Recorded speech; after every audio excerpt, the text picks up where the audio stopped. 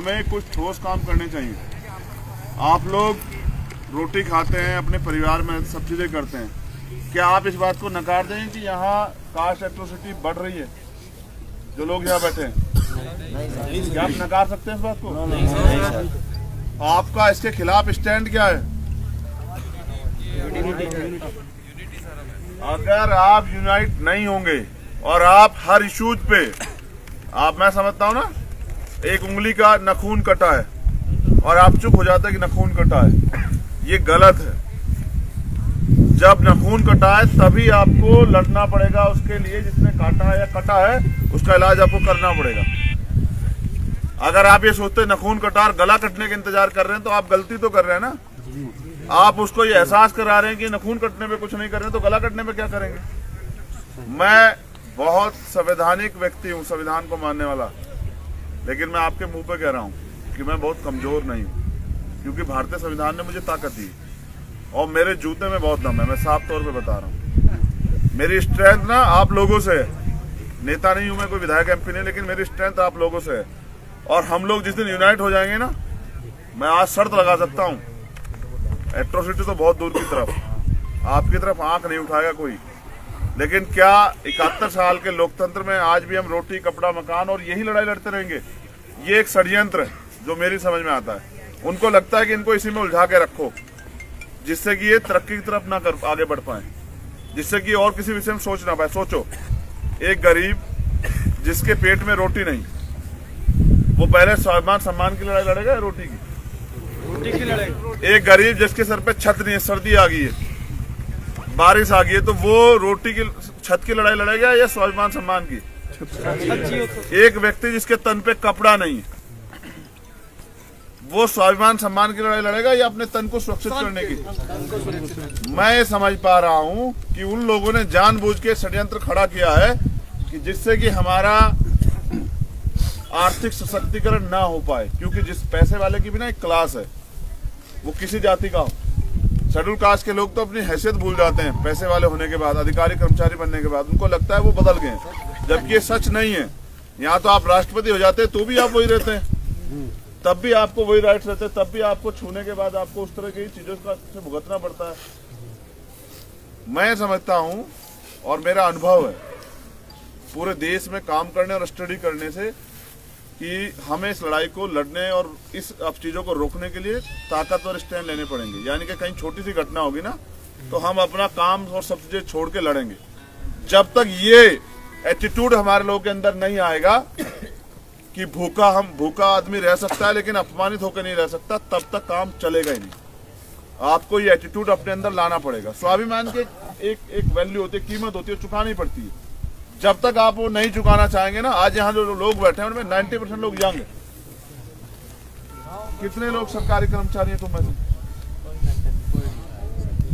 Private कर्मचारी को क्या समझते हो? जिस दिन प्राइवेट कर्मचारी काम नहीं करेगा तो उस दिन उसको कुछ मिलेगा नहीं, गारंटी थोड़ा ही है। तो सरकार ने 71 साल में हमें दिया क्या है? अपमान, अन्याय, अत्याचार के खिलाफ, गैर बराबरी के खिलाफ दिया क्या है? तुम नौजवान जो बैठे हो, मैं पूछना चाहता हूँ, क्या गुलामी की जिंदगी जीना चाहते हो? नहीं। आज जो राइट्स है अगर कल वो खत्म हो जाए, फिर जो जीवन होगा क्या उस जीवन के साथ जी लोगे? नहीं। थोड़ा सा बस बताऊं एग्जांपल क्या हो सकता है। जैसे अगर आप थोड़ा सा पीछे जाएंगे ना, तो आपको पता लगेगा कि यहाँ महिलाओं को तन ढकने का अधिकार नहीं था। उसके लिए एक बड़े शख्स हुए टीपू सुल्तान, जिन्होंने पहली बार वो लड़ाई लड़ी कर्नाटक से, बैंगलोर। समझ रहे हो मैं ये बात तुम्हें क्यों बता रहा हूँ? आपने अभी एक सोशल मीडिया पे एक मूवी आई थी, प्रेस टैक्स, देखी आप लोगों ने? स्तन टैक्स देखी? ये कोई हवाबाजी बात नहीं, कोई काल्पनिक कहानी नहीं, ये रियलिटी है इस देश की कि यहाँ वंचित वर्ग के लोगों को दिन के उजाले में निकलने की भी कीमत चुकानी पड़ी है हजारों साल। उनको अच्छा भोजन खाने की, मकान बनाने की, कपड़े पहनने की के लिए भी कीमत चुकानी पड़ी है। और आज आपको अगर जो मिला है ना, वो आपकी देन नहीं है, वो आपके पिताजी की देन नहीं है, वो देन है हमारे गुरुओं, महापुरुषों, संतों की, जिन्होंने अपने परिवारों का, अपने बच्चों का, अपने स्वार्थ, अपनी खुशियों का, अपनी सुविधाओं का बलिदान किया, तब आज हमें अधिकार मिले। उनके अधिकार से मिली चीजों को अगर कोई खत्म करना चाहेगा, छीनना चाहेगा, तो आप लोग क्या करोगे? क्या बस सिर्फ ऐसे ही मक्खियां झोलते रहोगे? आपको अपनी लड़ाई को अपने कंधों पे लड़ना पड़ेगा। सिर्फ नीला पटका गले में डालने से काम नहीं चलेगा। अगर आपको लगता है कि आपने नीला पटका डाल लिया, जय भीम का नारा लगा दिया है, जिंदाबाद मुर्दाबाद कर दिया और सब कुछ हो गया, तो ये एक झूठ है। इस झूठ से बाहर निकलिए। जो काम दूसरा व्यक्ति कर सकता है आप भी कर सकते हैं। और अगर आप नहीं करेंगे तो दुश्मन तो अपना काम कर रहा है, नहीं कर रहा, बताइए।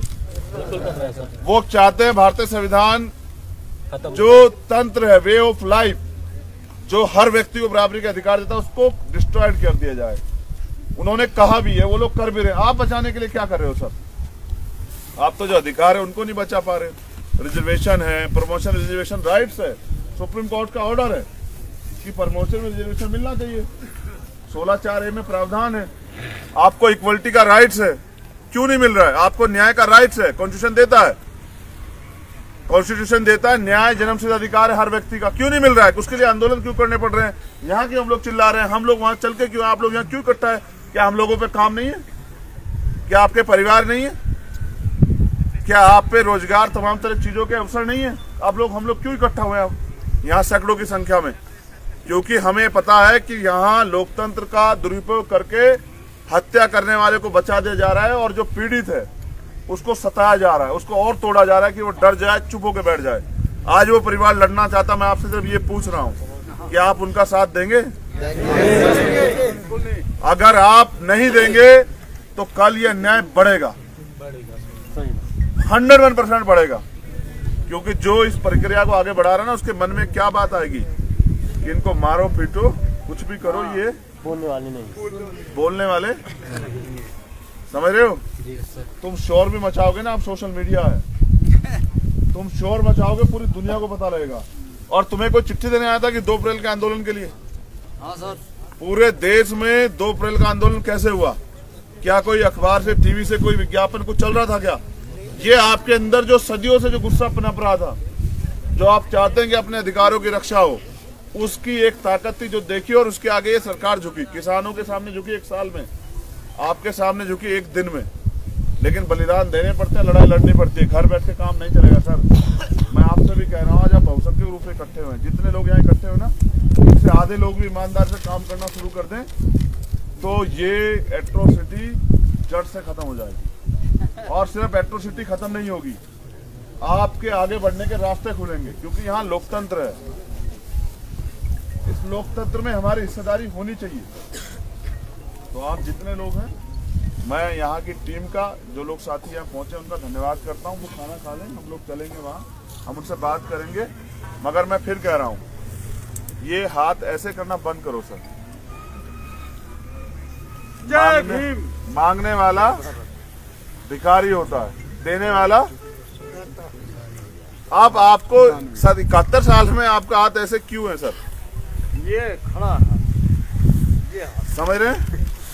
आपका हाथ ऐसे होना चाहिए। आपका हाथ कैसे होना चाहिए?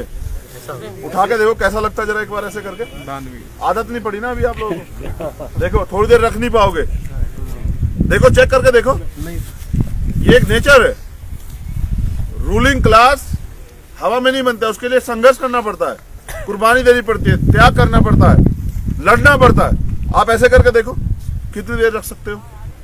दाता का हाथ हमेशा ऐसे होता है ना, अब देखो तुम, आपकी उंगलियां कांप जाएंगी। नहीं हो ना रूलिंग क्लास, आदत नहीं है ना, आदत ये है।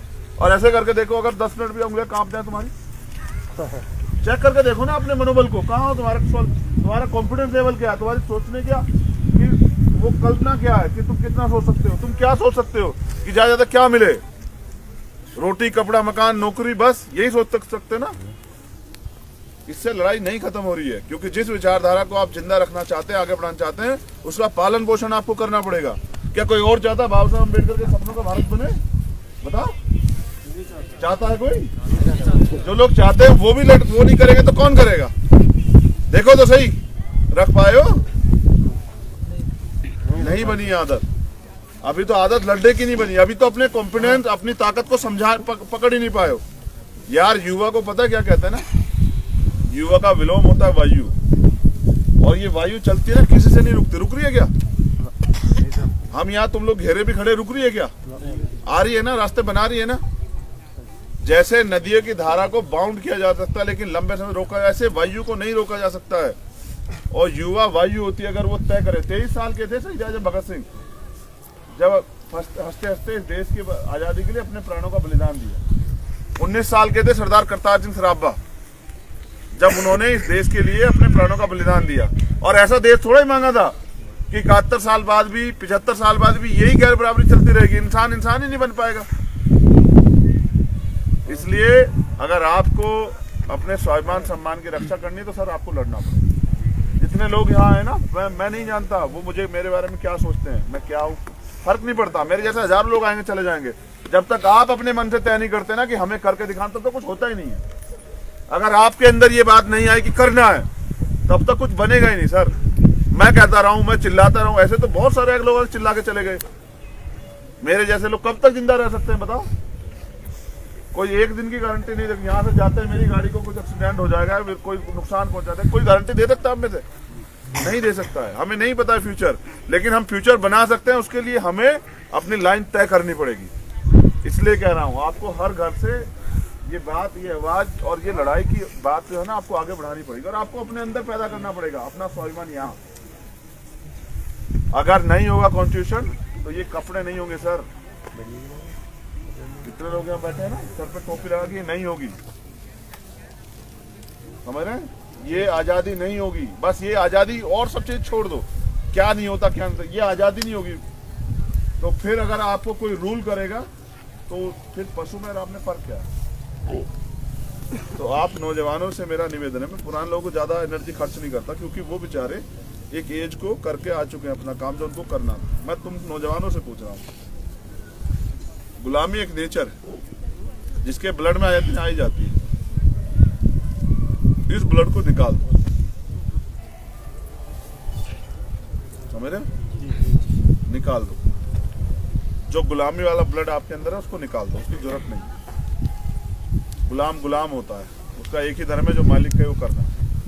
लड़ाई शासक बनने की, लड़ाई पावर ट्रांसफर करने की, लड़ाई पावर कैप्चर करने की लड़ाई है अपने स्ट्रेंथ से अपनी ताकत बना के और अपने लोगों के लिए कानून बनाने के है। अब अवसर है, अभी नहीं तो कभी नहीं। मैं पहाड़ में जब दोबारा लौटूंगा ना, मैं इस स्ट्रेंथ को 10 गुना देखना चाहता हूँ। बिल्कुल जी सर। वो तब होगा जब हर व्यक्ति अपनी रिस्पॉन्सिबिलिटी को समझेगा। अच्छा सोचो, ये तुम तो वहां से हो काशीपुर से? Yes sir. अगर ये काशीपुर वाला व्यक्ति लड़ाई लड़ेगा तो इसके घर का भला होगा। अगर ये अपने घर के आगे बढ़ने लड़ाई पड़ेगा, तुम्हारे घर का थोड़ा ही हो जाएगा, नहीं हो सकता ना। तुम्हें भी अपना घर आगे बढ़ता है, तो तुम्हें क्या करना पड़ेगा? लड़ना पड़ेगा, समझ रहे हो? मैं फिर कह रहा हूँ, हर व्यक्ति को अपनी रिस्पॉन्सिबिलिटी को समझना पड़ेगा। और आज जो मैंने बताया ना, आज जो ये स्वाभिमान सम्मान और ये ताकत है, ये कॉन्स्टिट्यूशन की वजह से है। जिस दिन इस देश में कॉन्स्टिट्यूशन लागू होगा, भारतीय संविधान पूर्ण रूप से लागू होगा, उस दिन देखना ये देश